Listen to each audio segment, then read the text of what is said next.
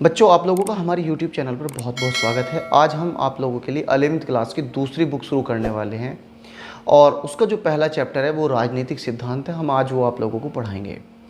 बच्चों, सबसे पहली बात ये, राजनीतिक और सिद्धांत दो वर्डों से मिलकर बना है, राजनीति और सिद्धांत से। सिद्धांत तो आप जानते हैं, कानून, लॉ, नियम, और राजनीति मतलब एक ऐसा तरीका जिससे शासन करना सीखा जाए, यानी शासन करने की विधि राजनीति कहलाती है।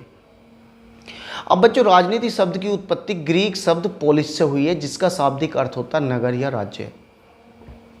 राजनीति शब्द की उत्पत्ति कहाँ से हुई है? एक ग्रीक भाषा का पोलिस शब्द था, उससे ये बना है, जिसका मतलब होता है नगर या राज्य।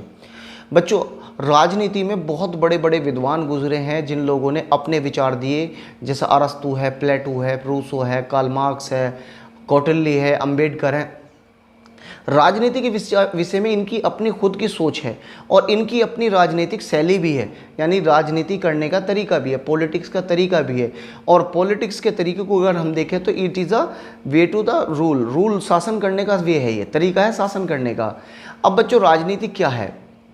राजनीति को परिभाषित करने के लिए विद्वानों ने अलग अलग मत दिए हैं। अब उन मतों को आप देखेंगे, जैसे राजनीति शासन करने की कला, एक डेफिनेशन हो जाएगी इसकी। बच्चों, दूसरी डेफिनेशन हो जाएगी, राजनीति सरकार के क्रियाकलाप को ठीक प्रकार से चलाने की सीख देती है। राजनीति क्या करती है? सरकार चलाने की सीख देती है, किस प्रकार हमें सरकार चलानी है। तीसरा पॉइंट, राजनीतिक प्रशासन संचालन के विवादों को हल प्रस्तुत करती है, यानी कि राजनीति में जो है प्रशासन संचालन के जो विवाद होती है उन्हें कौन हल करती है? राजनीति। राजनीति भागीदारी करना सिखाती है, लेकिन आम व्यक्तियों का सामना राजनीति की पारस्परिक विरोधी छवियों से होता है। आज राजनेताओं के संबंध में निजी स्वार्थ साधने से जुड़ गया है। बच्चों, हम लोग जो हैं ऐसा सोचते हैं और हमारे दिमाग में इन राजनेताओं की ऐसी छवि बन गई कि हम इन्हें भ्रष्ट मानते हैं, और जैसा इनके व्यवहार हैं और राजनीति में आने वाले ज़्यादातर जो लोग हैं, हम उन्हें देखते हैं कि उनका जो बैकग्राउंड है, या तो वो जो है क्रिमिनल रिकॉर्ड रहे हैं या वो ख़राब रिकॉर्ड से रहे हैं। तो हम लोगों के जहनों में ये बातें हैं कि ये जो कहीं ना कहीं ऐसे लोग हैं जो करप्ट हैं, बेईमान किस्म के लोग हैं, और ये राजनीति का अपने हिसाब से फ़ायदा उठाते हैं और राजनीति का जो है लोगों की भलाई के लिए ना, बल्कि खुद की भलाई के लिए करते हैं। फिल्मों में भी अब राजनेताओं को आप देखते ही हैं, क्योंकि ये जो चलचित्र हैं, साहित्य हैं, समाज का आईना होते हैं, और फिल्मों में अब जो दिखाया जाता है वो राजनीति को बड़ी गंदी तरीके से दिखाया जाता है कि राजनीति अच्छी चीज़ नहीं है। अब बच्चों, हमें राजनीति सिद्धांत क्यों पढ़ना चाहिए? क्या कारण है? पहला कारण तो ये, राजनीतिक सिद्धांत हमें जीवन के विभिन्न पहलुओं का अध्ययन करते हैं। राजनीतिक सिद्धांत में हम क्या करते हैं? हम अपने जीवन के विभिन्न पहलुओं का अध्ययन करते हैं, जैसे सामाजिक जीवन, सरकार, संविधान की स्वतंत्रता, समानता, न्याय, लोकतंत्र, धर्मनिरपेक्षता, इस सब के बारे में हम अध्ययन करेंगे राजनीतिक सिद्धांत के अंतर्गत ही, क्योंकि संविधान भी हम जब ही पढ़ेंगे जब हम राजनीति को समझने की कोशिश करेंगे। अब राजनीतिक सिद्धांतों को व्यवहार में कैसे उतारा जाए? तो बच्चों, राजनीति का स्वरूप समाज के साथ बदलता रहता है। राजनीतिक सिद्धांत जैसे कि स्वतंत्रता, समानता को व्यवहार में उतारने का बहुत मुश्किल है। हमें अपने पूर्वाग्रहों को त्याग कर इन्हें अपनाना चाहिए। राजनीतिक सिद्धांत के अध्ययन के द्वारा हम राजनीतिक व्यवस्था के बारे में अपने विचारों, भावनाओं का परीक्षण करते हैं और यह समझ सकते हैं कि सचेत नागरिक ही देश का विकास कर सकता है। राजनीतिक सिद्धांत कोई वस्तु नहीं है, ये मनुष्य से संबंधित। उदाहरण के लिए समानता का अर्थ है सभी के लिए समान अवसर। बच्चों, समानता का अर्थ है सभी के लिए समान अवसर, लेकिन अगर हम जो हैं देखते हैं कि महिलाओं, वृद्धों और विकलांगों के लिए अलग से व्यवस्था की गई हो, तो हम कह सकते हैं कि पूर्ण समानता संभव नहीं है। ठीक है, भेदभाव तर्कसंगत आधार पर होने चाहिए। देखो, भेदभाव तो बिना भेदभाव के समाज नहीं चल सकता। अब एक बेचारी लेडीज़ है जो प्रेग्नेंट है, गाड़ी में खड़ी है, अब उसके लिए आरक्षित सीट कर रखी है कि ये भाई बुज़ुर्ग के लिए, चोटिल आदमी के लिए, प्रेग्नेंट महिलाओं के लिए, तो महिलाओं के लिए अलग से सीट, अपाहिजों के लिए अलग से सीट।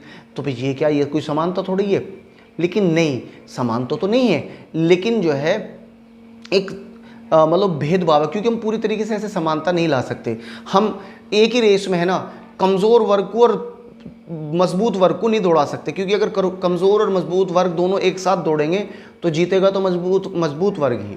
ठीक है, इसलिए हमें क्या करना पड़ता है कि जो कमज़ोर वर्ग है उसे कुछ आगे से दौड़ाना पड़ता है, उसके लिए कुछ धक्का लगाना पड़ता है, उसे पुश करना पड़ता है थोड़ा सा। ठीक है, जिससे जो है वो, लेकिन जो असमानताएं हैं ये तर्क सम्मत होनी चाहिए।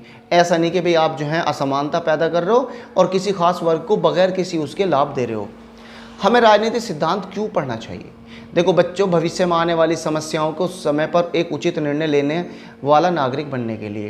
भाई भविष्य में जो समस्या आ सकती है, या अगर हम किसी गलत आदमी का चुनाव कर लें इलेक्शन में, अगर हमें पता होगा राजनीतिक सिद्धांतों का पता होगा, तो हम सही आदमी के चुनने की कोशिश करेंगे। दूसरा, एक अधिकार संपन्न और जागरूक नागरिक बनने के लिए राजनीतिक चेतना जागृत करने के लिए। बच्चों, अगर हम एक अधिकार संपन्न या जागरूक नागरिक बनना चाहते हैं तो हमें क्या करना चाहिए? हमें खुद के अंदर भी राजनीतिक चेतना जागृत करनी चाहिए और लोगों को भी राजनीति के बारे में जागृत करना चाहिए। क्योंकि जब बच्चों लोगों को सही तरीके से राजनीति के अर्थ का पता होगा, तभी वो समाज में बेहतर काम कर सकते हैं।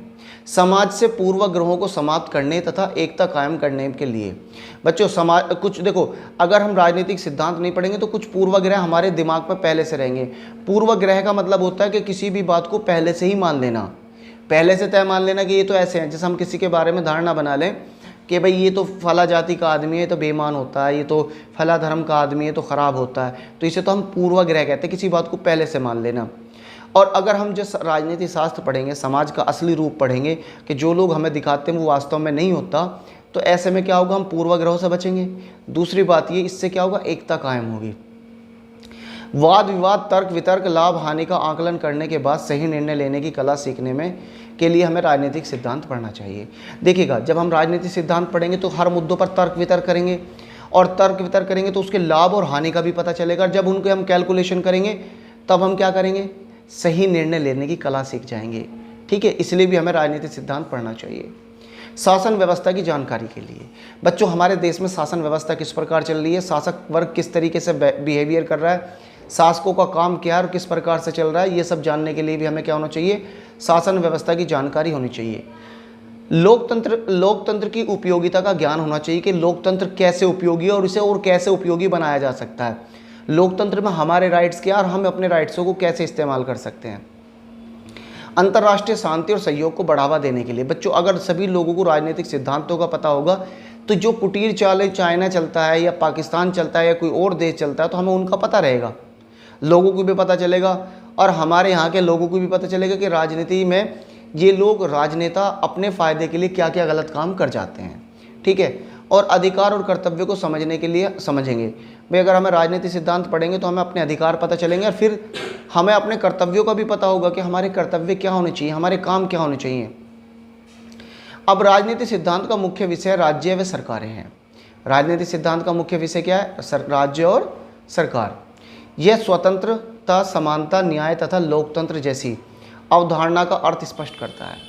राजनीतिक सिद्धांत का उद्देश्य नागरिकों को राजनीतिक के प्रश्न के बारे में तर्क सम्मत ढंग से सोचने, सामाजिक राजनीतिक घटनाओं के सही तरीके से आंकने का परीक्षण करना और गणित के विपरीत। ये देखो, यहाँ गणित की तो बात है नहीं कि त्रिभुज है, वर्ग है, इनकी निश्चित परिभाषा होती है, लेकिन राजनीतिक सिद्धांत में हम समानता, आज़ादी, न्याय की अनेक परिभाषाओं से निरूपित होते हैं, रूबरू होते हैं। बच्चों अगर हम बात करें गणित की, तो ये गणित की तरीके का विज्ञान तो है नहीं कि भाई त्रिभुज की एक डेफिनेशन है पक्की कि 3 भुजाएं होंगी, तीनों कोणों का योग 180 होगा, त्रिभुज है, या वर्ग है, चारों भुजा बराबर होंगी और प्रत्येक कोण 90 डिग्री का होगा। यहाँ तो आज़ादी के लिए भी बहुत सारी परिभाषाएं हैं, समानता के लिए भी बहुत सारी परिभाषाएं हैं और न्याय के लिए भी बहुत सारी परिभाषाएं। ऐसा इसलिए कि समानता, न्याय जैसे शब्दों का सरोकार किसी वस्तु के बजाय मनुष्य के साथ हमारे संबंधों से होता है। यानी कि जो इनका किसी वस्तु से संबंध नहीं होता सामाजिक न्याय का, बल्कि किसके साथ होता है? हमारे खुद की ज़िंदगी से होता है, मनुष्य के साथ संबंध होता है। अब राजनीतिक सिद्धांत हमें राजनीतिक चीज़ों के बारे में अपने विचार और व्यवहार से भावनाओं के परीक्षण के लिए प्रोत्साहित करती हैं। अब राजनीति विज्ञान के 2 अलग अलग धारणाएँ। राजनीति विज्ञान का जन्म जो है राजनीति से पूर्व हुआ है। बच्चों राजनीति विज्ञान का जो जन्म है राजनीति से पूर्व हुआ है, यह नैतिकता पर आधारित है, जबकि राजनीति अवसर और सुविधा पर आधारित है। बच्चों जो राजनीति है, जो राजनीति विज्ञान है ये कहाँ पर आधारित है? नैतिकता पर, कि लोग इसके अंदर वो सिद्धांत लिखे गए हैं जिसके ज़रिए एक अच्छा देश चलाया जा सकता है, लोगों को जागरूक बनाया जा सकता है, लोगों की मदद की जा सकती है, समाज कल्याण को करा जा सकता है। लेकिन जो राजनीति है इसका मतलब तो यह है अवसर और सुविधा की तलाश है। हम देखते हैं भी कोई भी पार्टी वाला, अभी माधवराव सिंधिया मध्य प्रदेश में सारी ज़िंदगी से, इनके पिताजी भी और ये भी कांग्रेस में थे। अवसर क्या हुआ? अवसर ये हुआ कि एक मौका ऐसा था, महाराष्ट्र में इनके घर में यस बैंक का जो वो था वो रहता था, उस पर भ्रष्टाचार का आरोप था और ये हो सकता है कि उसमें इन्वॉल्व हूँ माधवराव सिंधिया। इन्होंने झट गुलाटी मार ली और मध्य प्रदेश में भाजपा में शामिल होगी। बीजेपी आरोप लगा रही थी, देखो यहाँ अवसर की बात है, मौके की बात है। बीजेपी माधवराव सिंधिया पे भी आरोप लगा रही थी कि ये उस घोटाले में शामिल है, क्योंकि इसी के माधवराव सिंधिया के ही फ्लैट में वो रह रहा था और बहुत जगह एक साथ देखे गए। अब इतना बड़ा स्कैम था तो अब वो गुलाटी मार दिया, वो साफ़ हो गया। मतलब जब वो दूसरी पार्टी में था तो करप्ट था, अब वो जब आया तो गंगा जी में नहा के आ गया, सारे पाप उसके धुल गए। नहीं, मेरा मकसद यहाँ जो है किसी राजनीतिक दल की बुराई करना या वो नहीं है। मैं बता रहा हूँ कि जो राजनीति है वो अवसर की है, जिसको जहाँ मौका मिल गया उसने वहीं से गुलाटी मार दी। अब राजनीति विज्ञान है।